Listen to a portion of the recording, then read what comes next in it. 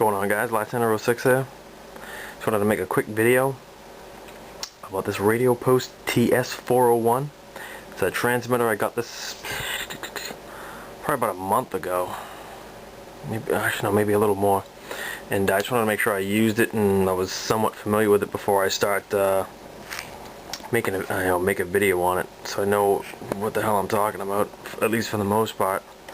But it's a pretty cool radio. It's got a different style to it. As you can see, I got the drop down wheel on here. It comes with the standard one as well. Comes with a nice foam wheel. It's got a very good, you get a very good grip on it. It's not very hard. It's not a very dense foam. The wheel is removable. Like I said, the drop down wheel, the screen. On the power button is right here. It's on the right side.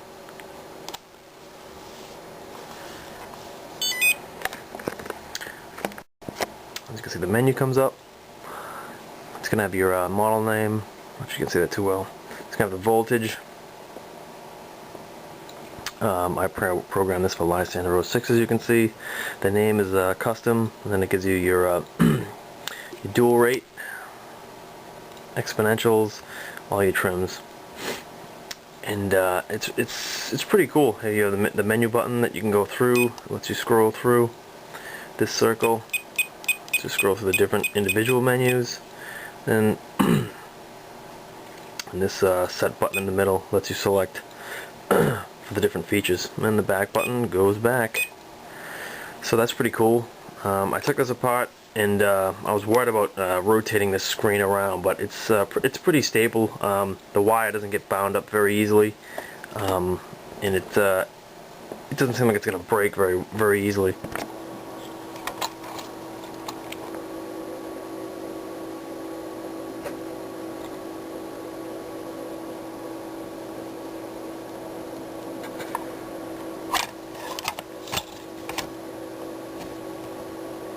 Now, basically, here is of course, the trigger assembly. I'm just trying to find a way, or where it's just rubbing towards the end of the travel, so that I can remove it. But who knows? Maybe it just needs to break in. There's the connecting ribbon for the screen. This to the control. The control panel, the switch to the to the steering wheel, and all the associated push keys. And here's the battery plug connector. And this one's cool because this has 3 prongs. It has 2 negatives, so I got this with a lithium polymer. Another cool thing about the line that's used. And since it only has really a positive and a negative, you can't really plug it in backwards because the outside is always going to be a negative. So you can plug it in either way and you don't have to worry about it. And this plug, it sticks out pretty good from the bottom of this plastic plate, the floor plate, so you can grab it pretty easily. There's enough plastic here to pull it, so it's pretty cool. You don't have to just yank up all the wires. This green light means that it has bound to the receiver. I have it hooked up for VRC right now, but when you turn it on, this will blink white until it binds with the receiver, then it goes green. Sometimes it takes a while. You see what comes up white. We'll keep doing that until it blinks green. And now it's bound to the receiver, you can use it. Sometimes, that's one of my only gripes with this thing. Sometimes the binding process, even though my computer is just right down here with the receiver attached to it, sometimes it takes a while. It takes like 10 seconds. I emailed Radiopost on that, but I haven't got a response back. I think it's been like a week at least, so I don't know what they're gonna say. Thing ring here.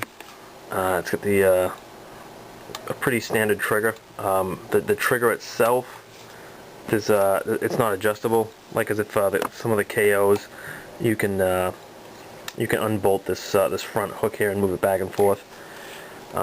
This top button here, it's set up for the dual rate. You can see that.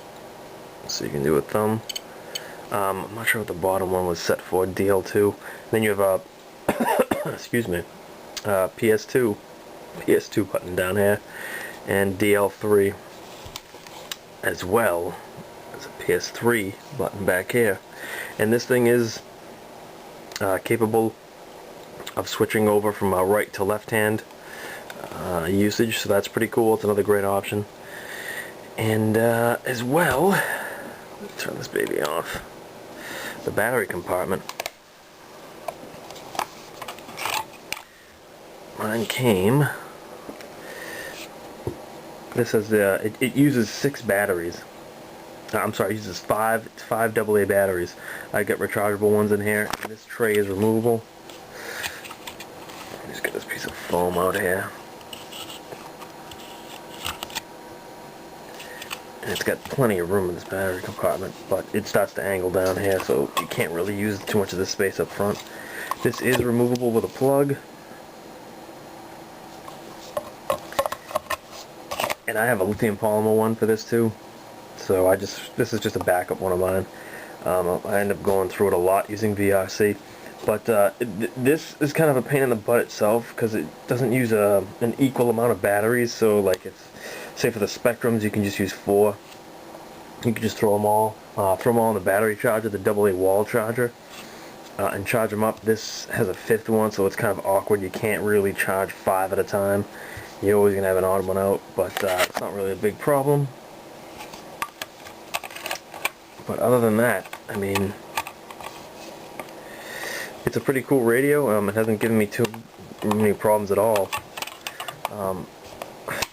Pain in the ass sometimes.